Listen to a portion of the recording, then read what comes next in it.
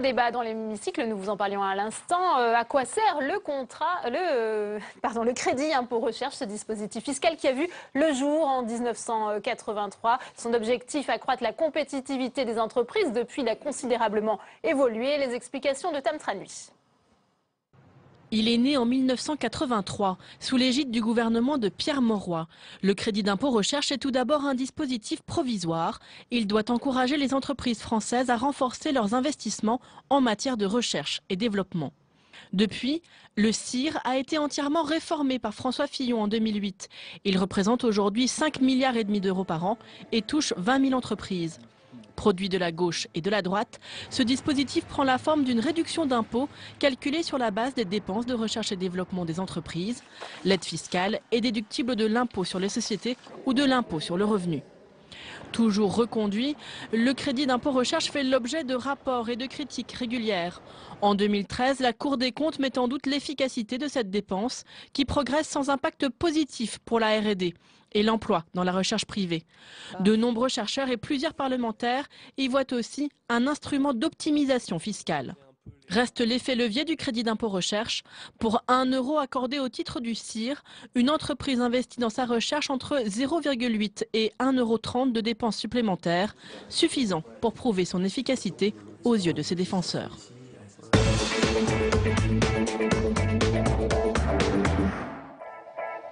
Et on ouvre le premier débat de Sénat 360 consacré à ce crédit d'impôt recherche avec nos 4 invités sur ce plateau. J'accueille Brigitte Gonthier-Maurin. Bonjour. Vous êtes sénatrice communiste des Hauts-de-Seine et vous êtes à l'origine de la commission d'enquête sénatoriale sur ce crédit d'impôt recherche. Également sur ce plateau, Francis Delattre. Bonjour. Vous êtes sénateur Les Républicains du Val d'Oise et vous étiez le président de cette commission d'enquête parlementaire. Nous a également rejoint sur ce plateau Michel Berson. Bonjour, sénateur socialiste de l'Essonne. Et j'accueille enfin Franck Debauge. Bonjour, vous êtes animateur de l'Observatoire du CIR, d'Assies Consulting Group. C'est un cabinet de conseil spécialisé en recherche et innovation. Merci d'être avec nous. Alors, Brigitte Gonthier-Maurin, dites-nous un peu à partir de quand vous avez souhaité vous intéresser à ce dispositif que vous jugez inefficace selon vous. Eh bien, tout simplement à l'occasion d'une commission d'enquête sénatoriale qui est l'apanage chaque année de chaque groupe parlementaire. Et nous avions souhaité pouvoir avoir une projection du fonctionnement de ce dispositif CIR qui, je le rappelle, cette année va totaliser une manne fiscale de 5,5 milliards d'euros. Et évidemment, nous pensons que le législateur est parfaitement fondé d'examiner son efficacité au regard des 2 objectifs qui étaient le sien, à la fois procéder à un accroissement significatif de la R&D des entreprises privées et sur l'emploi scientifique. Et si vous le permettez, je ferai d'emblée une observation, puisqu'on m'a fait tout un tas de procès d'intention pendant ces 6 mois d'enquête. Je vais vraiment préciser que notre objectif était vraiment lié à la vérification de l'utilisation de la dépense publique au regard des 2 objectifs que je viens de citer, et non pas de mettre en avance quelques fraudes fiscales. Bien sûr, si fraude fiscale se présente, nous l'aurions examiné, mais le mot détournement qui nous a été imposé en réalité dans la rédaction dans l'intitulé de cette commission d'enquête, puisqu'au départ nous avions proposé un pacte, mais c'est la séance qui a négocié cet intitulé, disant qu'il fallait trouver un objet précis à une commission d'enquête. Selon vous, vous revenez un petit peu sur cette idée? Non, je ne reviens pas sur cette idée, puisque d'entrée, lors de la première audition de la commission d'enquête, et si mes collègues s'en souviennent, et je n'en doute pas, j'ai précisé d'emblée, puisque j'ai vu tout de suite ce mot allait poser problème et surtout allait être le motif de conduire un procès d'intention à mon encontre, ce qui n'a pas manqué d'être rappelé par Monsieur Delattre tout à l'heure. Justement, Monsieur Delattre, présent sur ce plateau, on voit que c'est un dispositif qui a quand même traversé les gouvernements de gauche comme de droite, mais selon le groupe communiste du Sénat, ces effets seraient limités. Alors, quelle est votre position ? Alors, tout d'abord, sur l'arrêt, moi je lis la commission d'enquête, elle avait intitulé « La réalité du détournement du crédit d'impôt recherche ». Mais il faut lire tout, Monsieur Delattre, jusqu'à la fin, sur l'emploi scientifique et la progression de la R&D. Moi, je ne vous ai pas interrompu. Aujourd'hui, nous ne sommes plus que les incidences du crédit d'impôt recherche. Donc, vous voyez que la commission a progressé. Alors, autre petite erreur, tout à l'heure, la journaliste a indiqué que quand on investissait l'État 1 euro Oui, sur l'effet de On a levier. introduisé que l'effet de levier était de 0,8 ou 1,2. En réalité, les derniers chiffres, c'est 1,63. Oui. Et le chiffre progresse tous les ans. Ce qui veut dire que la recherche privée augmente globalement et qu'aujourd'hui, c'est 21 000 entreprises qui ont recours et l'utilisent. Donc, moi, je pense que le dispositif sur le fond des choses est utile. Ce qui ne voulait pas dire que, nous n'avions pas le droit, nous avons même le devoir de vérifier à la fois l'efficacité et la pertinence de la dépense fiscale. Et 3, on était aussi disposés à trouver 5 ou 6 propositions pour l'améliorer sur un certain nombre de lacunes qui faisaient l'unanimité dans le groupe. Ouais. Justement, Michel Berson peut-être, puisqu'on est peut-être quand même d'accord sur ce plateau pour dire que ce dispositif doit être amélioré, que les effets escomptés ne sont pas toujours au rendez-vous. Alors, quelle est la réalité, selon vous, de son impact sur la recherche et développement en France? Le crédit d'impôt recherche, c'est l'élément clé de l'attractivité et de la compétitivité de la recherche développement sur le territoire français. C'est aujourd'hui, je dirais, quelque chose qui n'est plus contesté. Il y a eu beaucoup de débats depuis 30 ans. Le dispositif a évolué. Mais moi, je constate que depuis 2008, depuis le début de la crise économique profonde et malheureusement durable que nous connaissons, c'est-à-dire depuis la date de réforme, de modification du crédit d'impôt recherche, les dépenses de recherche des entreprises françaises ont augmenté de 20%. 20% entre 2008 et 2014. C'est le taux le plus élevé constaté en Europe. Et le crédit d'impôt recherche y est pour quelque chose. Ce n'est pas un hasard si, à partir de 2008, on voit une croissance de l'ordre de 20% des dépenses de recherche et de développement dans notre pays, alors même que la France a un handicap terrible par rapport à l'Allemagne. C'est son secteur industriel qui, pendant toute cette période, depuis 2000 à peu près, a baissé de moitié. On est passé de 17,5% du produit intérieur brut à 12,5%, alors que l'Allemagne s'est maintenue à 25%. On a là un handicap terrible. Et cependant, les dépenses de recherche, notamment dans l'industrie, ont progressé. D'où l'efficacité du crédit d'impôt recherche. Ouais. Franck Debauge, alors vous, quelle est votre position sur ce débat? Est-ce que ce dispositif doit-il être amélioré ou est-ce qu'au contraire, il a fait ses preuves et il faut l'encourager, faisant de la France un pays attractif? C'est ce que vient de souligner le sénateur Berson. Oui, aujourd'hui, on a un certain recul depuis cette réforme de 2008 et on voit que le dispositif aujourd'hui est arrivé à une certaine maturité, c'est-à-dire qu'il y a une maîtrise de la dépense budgétaire aujourd'hui, une stabilisation des entreprises qui utilisent ce dispositif. On voit également que les pratiques sont matures des entreprises et de l'administration, puisque les rectifications du CIR diminuent. Donc il y a une certaine maturité aujourd'hui du dispositif et une dynamique du côté des entreprises que vous avez souligné. C'est plus 6 milliards quand même par an aujourd'hui que les entreprises investissent en recherche chaque année. C'est des recrutements aussi, c'est 33 000 chercheurs, plus de 33 000 chercheurs qui ont été recrutés en France depuis cette date. Donc une évolution considérable qui entraîne des emplois d'ailleurs au-delà des chercheurs, des techniciens, etc. dans les entreprises. Donc en France, on voit bien que la dynamique a été lancée et créée grâce au crédit d'impôt recherche. Ouais. Brigitte Gonthier-Maurin. Je voudrais s'entendre sur ce qu'on appelle une progression de la R&D, parce que j'observe que le ministre, tout à l'heure, a été à peu près dans la fourchette que j'avais indiquée, puisque j'avais dit 1 euro de CIR de dépenses publiques occasionne entre 0,8 et 1,2. J'ai entendu cet après-midi M. Mandon parler de 1,1. Je crois qu'il s'agirait aussi d'examiner la nature des emplois qui sont créés. Moi, je n'ai jamais nié que des emplois soient créés. Simplement, j'observe que c'était un dispositif qui était dédié au recrutement des jeunes docteurs et que de ce point de vue-là, nous n'avons aucun élément probant. Et je voudrais dire une troisième chose, si vous le permettez, c'est que c'est vrai que beaucoup de petites entreprises nous ont dit qu'il ne fallait pas supprimer cet outil. Et je le conçois très très bien. Mais aussi parce qu'elles utilisent cet outil fiscal à la place d'un outil bancaire et de crédit qui leur fait défaut. Donc elles l'utilisent pour financer leur développement et la poursuite de leur développement. Donc je crois que si vous voulez, sans proposer la suppression de ce crédit impôt recherche, je trouve que en avoir une étude économétrique pluraliste, donc incontestable, et proposer un encadrement, disons, plus rationnel, serait de nature à faire en sorte qu'il soit mieux accepté par tout le monde. Ouais. Alors Francis Delattre, la sénatrice, propose des améliorations. Vous parliez, vous aussi, de lacunes sur ce dispositif. Qu'est-ce qu'il faudra améliorer selon vous? Il faudrait, pour qu'il soit incontestable, qu'on ait une évaluation fiscale et la mise en place d'un périmètre de la recherche qui soit incontestable. Parce qu'en réalité, la frontière, comme l'a dit la rapporteure, entre la recherche et la mise en application de la recherche, il y a un petit moment un peu, effectivement, qui peut amener à discuter. Voilà un point sur lequel vous êtes d'accord. Ce que nous souhaitions, nous avions d'ailleurs une proposition, ça doit vous intéresser, la proposition c'était de dire que le récrit, d'ailleurs M. Berson avait défendu le récrit, permettrait, notamment pour les grandes entreprises, qui par exemple l'industrie automobile, c'est un long fleuve tranquille, donc ils savent très bien en 6 mois ce qu'ils vont faire. Le récrit permettrait, par exemple, sur des projets très importants, comme la voiture électrique ou la voiture connectée aujourd'hui, aurait permis de mettre noir sur blanc quels étaient les objectifs recherchés, etc., et les avantages fiscaux et les engagements des uns et des autres sur plusieurs années, avec le nombre de chercheurs, que ce soit des ingénieurs ou des gens issus de l'université. C'était une de nos propositions, le rescrit, pour éviter qu'on puisse sans arrêt contester le périmètre fiscal, parce qu'en réalité, vous avez les entreprises qui craignent le CIR, parce qu'ils disent pratiquement on va avoir un contrôle fiscal, et puis il y a d'autres personnes qui nous disent c'est jamais contrôlé.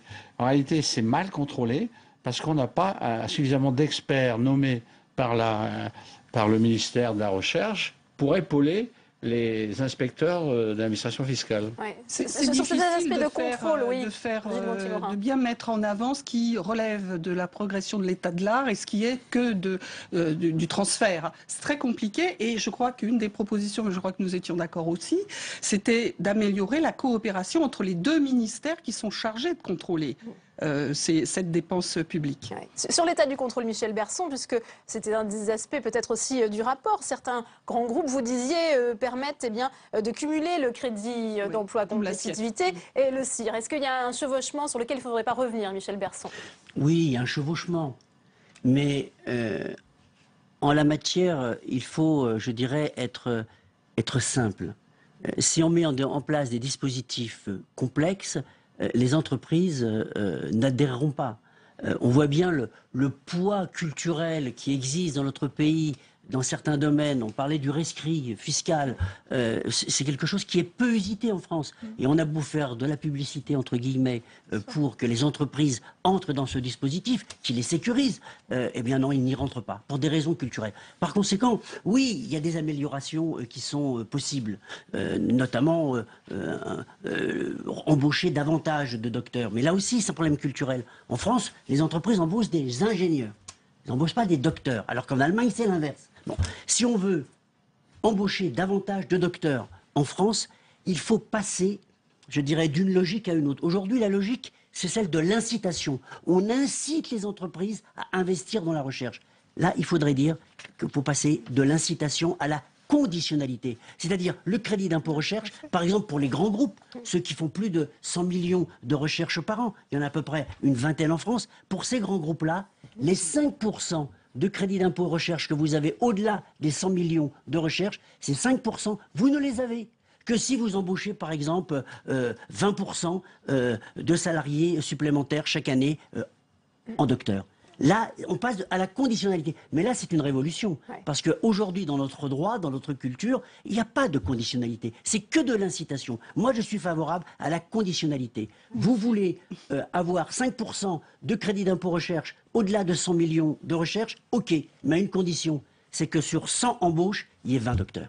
Franck Debauge, on revient un peu aussi à la question qui fâche et qui était peut-être latente dans le rapport du Sénat. Est-ce que certains groupes ont pu utiliser ce dispositif fiscal pour justement échapper à l'impôt, notamment l'impôt sur les sociétés? Est-ce que ça, c'est quelque chose non, enfin, que vous moi, avez pu constater avec des grands groupes, donc ouais. Je sais les pratiques qu'il peut y avoir sur le terrain et j'ai jamais constaté de groupe qui utilisait le dispositif dans le cadre d'une optimisation fiscale. Le dispositif a changé de nature depuis 2008 parce qu'il est passé donc en volume, il est prévisible, on peut le mettre dans les budgets de recherche et donc quelque part, les gens de la recherche se sont appropriés ce dispositif et il fait partie du débat budgétaire annuel de l'investissement qui est fait dans les entreprises pour la recherche. Donc il est sorti du cadre plus fiscale avant la réforme de 2008 pour rentrer dans le cadre de discussions et d'investissements budgétaires annuels par les gens de la recherche. Donc c'est pas du tout un outil d'optimisation fiscale et j'ai jamais constaté, l'administration l'a dit aussi, de fraude en la matière. Donc il n'y a pas de fraude constatée nulle part, même quand on en parle souvent et trop souvent. Il n'y a jamais eu de fraude constatée sur l'utilisation des dispositifs. Alors comment on doit arriver à cette conclusion, Il n'y a, Brigitte Gonthier? il n'y a pas de fraude au sens où on détournerait pour faire je ne sais quoi. Ce que l'on a pu constater sur les groupes du CAC 40 notamment, c'est que du fait de l'octroi du crédit impôt recherche, des groupes qui auraient payé un peu d'impôts sur les sociétés dans notre pays n'en payaient pas beaucoup, et qui par ailleurs quand même engrangent des profits considérables et qui sont ceux qui peuvent utiliser le dispositif, encore une fois, parfaitement légal, mais utiliser un dispositif qui permet une certaine optimisation fiscale dans le cadre de brevets qui sont immatriculés à l'étranger, mais surtout dans le cadre de l'exploitation de ces brevets qui sont confiés à des entités de ces groupes localisés dans des paradis fiscaux. Ouais. Voilà. Donc je crois que, si vous voulez, l'exigence de retour sur investissement de 5,5 milliards d'argent public que les contribuables payent nous paraît parfaitement légitime. Donc il ne s'agissait pas de démantibuler le dispositif parce que je pense qu'il a son utilité, mais de vérifier comment nous pouvions en améliorer son efficience. Francis Delatte, sur ce point, sur cet aspect optimisation fiscale, c'est à écarter du CIR. Est-ce que vous croyez que dans ce pays, l'administration fiscale est incompétente? Moi, je ne le crois pas. Et d'ailleurs, nous sommes allés sur place, notamment en région lyonnaise. On avait le directeur régional, il était avec son équipe, on leur a demandé précisément s'ils avaient connaissance d'optimisation fiscale. Ils nous ont dit qu'ils étaient tout à fait à même de le relever et de faire en sorte qu'on fait des rendus. Si une entreprise s'aventure sur ce sujet, il y a à peu près 100-150 millions de rendus par an sur des contrôles fiscaux. Donc de dire que ce n'est pas du tout contrôlé, c'est inexact. Mais l'autre problème, on le sait très bien, dans les transferts entre entreprises mondialisées, c'est le problème des beaucoup plus grave que le problème simple du CIR, qui est la valeur d'échange entre entreprises mondialisées. C'est là où il y a un problème qui avait été relevé d'ailleurs par l'autre commission d'enquête qui a été présidée par M. Bouquet. Et là-dessus, il y a un vrai problème. Fiscale, mais on ne peut pas dire que le crédit impôt recherche est concerné spécifiquement là-dessus. Michel Berson, on a entendu dans l'hémicycle, vous sortez à l'instant de la séance, la réponse de Thierry Mandon. Que vous a-t-il dit sur ce point en particulier? Il nous a confirmé que le crédit d'impôt recherche était un outil efficace, qu'il avait contribué à développer les dépenses de recherche et développement dans notre pays. Mais qu'il y avait des marges de progression. Il a cité le cas du recrutement plus important de docteurs. Il l'a cité. Le problème de sous-traitance. Les grands groupes qui sous-traitent la recherche auprès d'entreprises spécialisées, pointues, mais petites. Et là, il a ouvert une petite porte. C'est vrai que le président de la République a sanctuarisé en 2012 le crédit d'impôt recherche, puisque le crédit d'impôt recherche n'était pas encore arrivé à maturité, comme vous l'avez dit, et donc il n'était pas, je dirais, judicieux de modifier chaque année la règle du jeu qui troublait le jeu, et par conséquent les entreprises n'adhéraient pas. Mais aujourd'hui, je pense qu'on est arrivé à un moment où il faut envisager un certain nombre de modifications du crédit d'impôt recherche parce qu'il est arrivé à maturité, parce qu'on a maintenant des chiffres, on a une lisibilité suffisamment grande. 2008, 2016, 8 ans. Là maintenant, on mesure effectivement les effets, et y compris les effets pervers, car il y en a, et on peut les corriger. Et donc j'ai cru comprendre que le ministre avait ouvert une petite porte pour que le législateur apporte des amendements. Vous souhaitiez intervenir, et je voulais aussi vous entendre sur cet aspect d'attractivité pour la France qui a été évoqué. Ça, c'est quelque chose que vous confirmez? Oui, tout à fait. Donc les investissements étrangers en France ont augmenté, les projets d'investissement. Récemment, on a entendu, l'année dernière, des investissements d'IBM qui investit en France. entre autres grâce au crédit d'impôt recherche. Il n'y a pas que ça, mais le crédit d'impôt recherche joue. Il y a Nokia qui l'a dit, General Electric fait des investissements de R&D en France, Facebook l'a fait. Donc il y a une multiplication par 3 à peu près des projets d'implantation de centres de R&D ou de développement de centres de R&D en France grâce au crédit d'impôt recherche. Je voulais juste revenir sur les jeunes docteurs, puisque le nombre d'entreprises qui embauchent des jeunes docteurs a pratiquement doublé sur la période depuis la modification du CIR en 2008. Et si je pouvais faire une proposition aujourd'hui pour les jeunes docteurs, c'est de dire le crédit d'impôt recherche, et un rapport vient de le dire, est efficace depuis 2008 pour l'embauche de jeunes docteurs, puisque le ministère de la Recherche vient de publier ce rapport. Mais il faut aller plus loin pour l'embauche de jeunes docteurs. Le CIR, quand une entreprise décide d'embaucher, elle le perçoit 1 an et demi après. C'est trop tard, une entreprise décide d'embaucher que si elle a le financement en amont. Donc je proposerais un dispositif qui est simple, qui est de préfinancer le crédit d'impôt recherche. Ça n'a pas un coût budgétaire supplémentaire, ça laisse le budget du CIR tel qu'il est, mais ça fait un effort financier.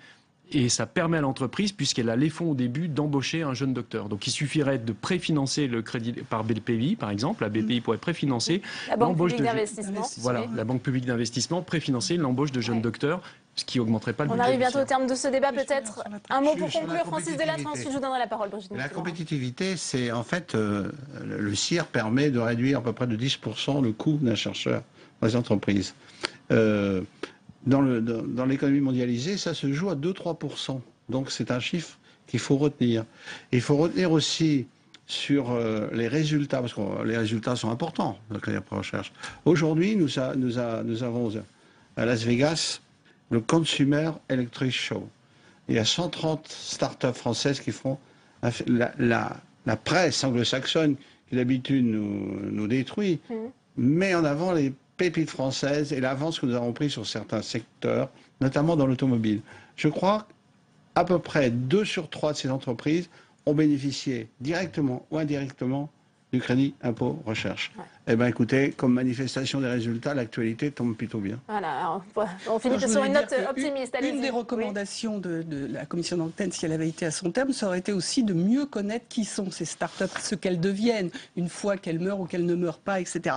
Mais je voudrais ajouter, c'est qu'en tant que rapporteur, j'ai évidemment eu la possibilité de m'adresser par questionnaire très fouillé à l'ensemble des entreprises du CAC 40. Et j'ai été très surprise moi-même parce que, évidemment, tout était arrivé en disant le coût du chercheur, c'est une condition d'attractivité et de localisation dans notre pays. Et lorsque nous avons épluché les questionnaires, nous nous sommes aperçus que ce n'était pas le seul critère qui rentrait en ligne de compte. Le lieu de localisation de l'activité, c'est-à-dire de localiser une recherche en fonction de la capacité locale, mais aussi de l'accessibilité, de l'environnement. Ça nous a été beaucoup dit à Grenoble, notamment, étaient aussi des critères très importants. Donc sur l'efficacité du CIR, il faut voilà. Mais la note optimiste, c'est que j'espère que tous nous avons contribué à ouvrir cette question et que nous apporterons des améliorations. Bien, merci d'être venu en parler sur ce plateau. Merci à tous les